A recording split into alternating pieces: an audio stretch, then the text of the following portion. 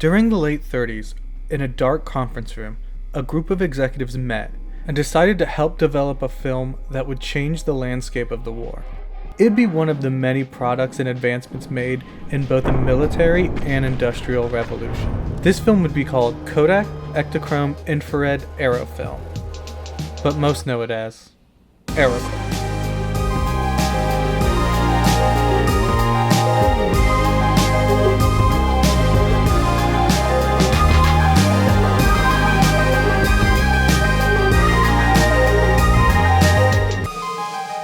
Kodak Aerochrome is a near-infrared, color-positive film stock. When used with a color filter, the chlorophyll in plant life reflects a distinct pink or red color depending on the filter. This was utilized by the American military to help detect camouflage. While it was originally used in a war that many saw as noble, World War II, it was eventually used in more controversial conflicts, like the Korean and Vietnam Wars.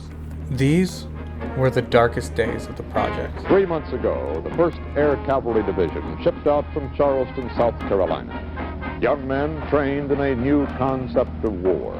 Proud, sure of themselves, but still to be tested in battle. They were destined for the high country of central Vietnam. Last week, some of them came home. Their lives were the price of victory in the Battle of Ia Drang Valley.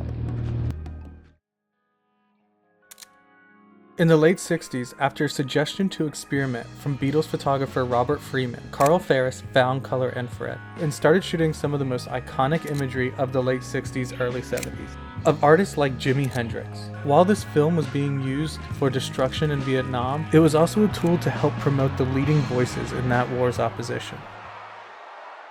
But by the late 70s, early 80s, artistic use of this film declined. It began to be looked at more as a gimmick than an artistic choice. That was until 2013.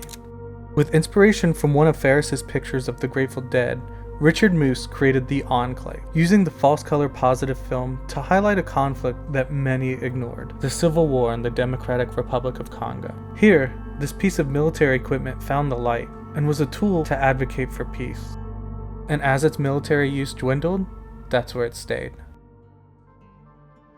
Or so you would think. See, one of film photography's darkest decades had already commenced, where Aerochrome met its demise with a litany of its other film companions. Even to this day, majority of the public have waved the white flag on analog picture making, and in replacement using light interpretation using ones and zeros. However, close to a decade later, a small movement started to emerge from the shadows. Analog photography began to grow. And suddenly, there was new interest in this otherworldly film. A community started to form that began to bring options never thought of before. Lomography introduced Lomo Purple, which produces at times a similar look. Tom of T & Tech modified a Rito camera with a 3D printed part that instantly trichromes an infrared black and white image. So in post, you can faithfully recreate color infrared. P.S. You should check this guy's channel out. He's a genius. Speaking of modified, the real life equivalent of Alan from the Barbie movie modified aforementioned Lomo Purple to create a more similar look when shot under the right conditions. And while editing this, I came across an Instagram page named Silver and Halides, who in Lightroom hue shifts Lomo turquoise 180 degrees, and again, when shot under the right conditions, can create a really close look. He did want me to mention, however, that he learned this from users on Reddit who were using the same technique in Photoshop. And finally, the Aerochrome godfather himself, Grainy Days, created two methods to create this look. One using a beam splitter, and another a digital recreation using a full spectrum camera and archiving on Ektachrome. And that was all we had. Until today. I have one more solution. On my Instagram and YouTube, I released a short video with color infrared. What I didn't disclose is that majority of these shots were actually color infrared on film. Let me explain.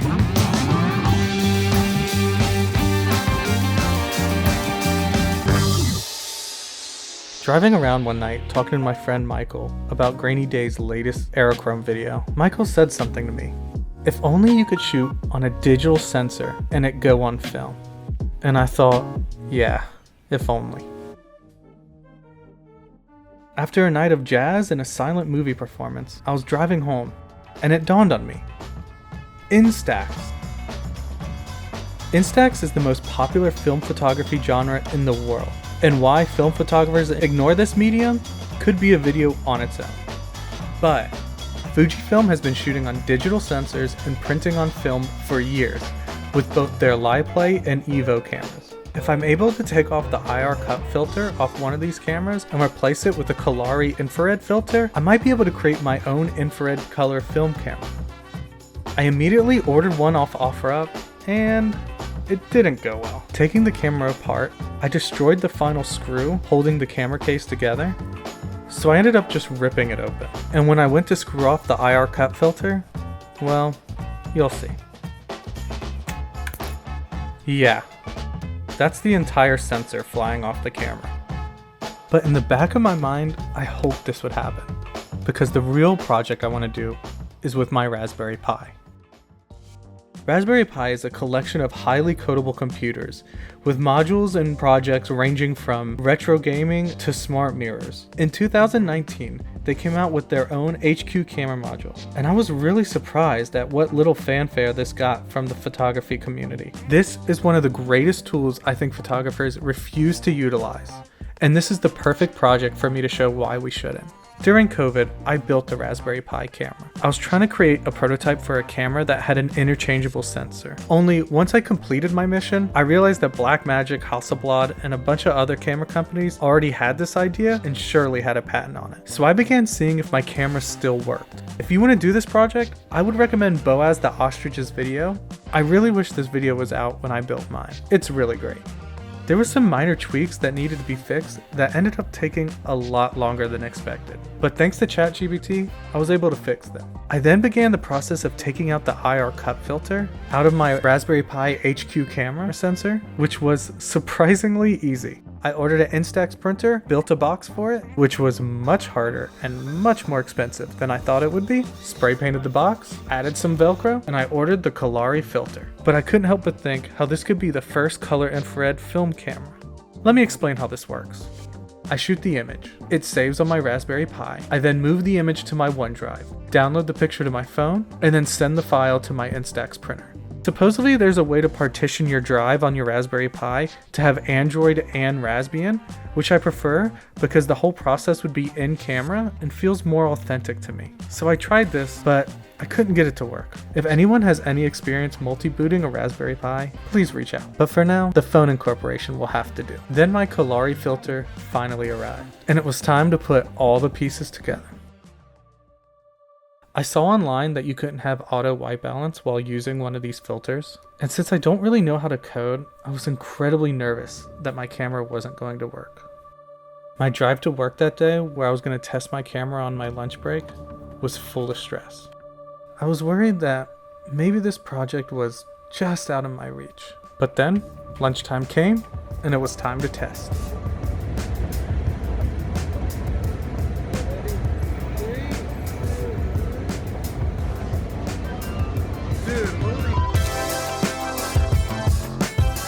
You can really see it, but it actually works. Oh. Nice. Hey, you can see the... Ooh. I couldn't believe what I was seeing. I've been dealt a lot of losses in life lately, and this felt like the first win in quite a while. I know it's silly, but man, I was excited. I know what you're saying. Jeremy, you can't attach an Instax printer to a digital camera and call it a film camera. And to that, I'd say, yeah, you can. I just did. Semantics aside, I'm so proud of this project. I took it with me to the NASCAR Clash at the Coliseum, and more people than I could count came up to ask me about it. As I handed the Instax pictures to people, it was so rewarding to see their reactions. So many of them, it was their first time seeing color infrared, and watching their eyes light up the same way mine did the first time I saw it was really cool. People with hundreds of thousands of dollars of camera gear on their shoulder stopped in their tracks to ask me about my 12 megapixel camera. This has been one of the most rewarding projects I have ever done.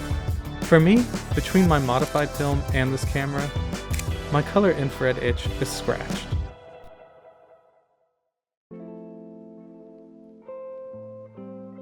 We sometimes idolize the past. I honestly think if Aerochrome was still around, it would still be inaccessible for many. I recently found an ad from Freestyle Photo from 1994. Aerochrome was around $26. And if you adjust that for inflation, that's close to $55 a roll today. Aerochrome has never been in a better place in my opinion. While it as a product might be incredibly limited in physical form, its spirit lives on. Its future has never been brighter. If you want to affordably try color infrared film, there's Tom of T & Tech's 3D printed part for the Rito camera. If you want a similar look when shot under the right conditions, straight from processing your film, there's Modified. And if you want another quick option, just hue shift Lomo Turquoise. If you want the most similar Aerochrome look down to the grain structure, there's Jason's method. And lastly, if you want a fun, color positive, instant format, there's my strategy, where you shoot digitally and print on an Instax printer. And none of these ideas came from a multi-billion-dollar company profiting off a military complex, finding the best strategy to hurt or kill people. It came from passionate artists who saw what the community was missing and through their dedication came up with alternatives that could be used for generations to come. And isn't that so much better?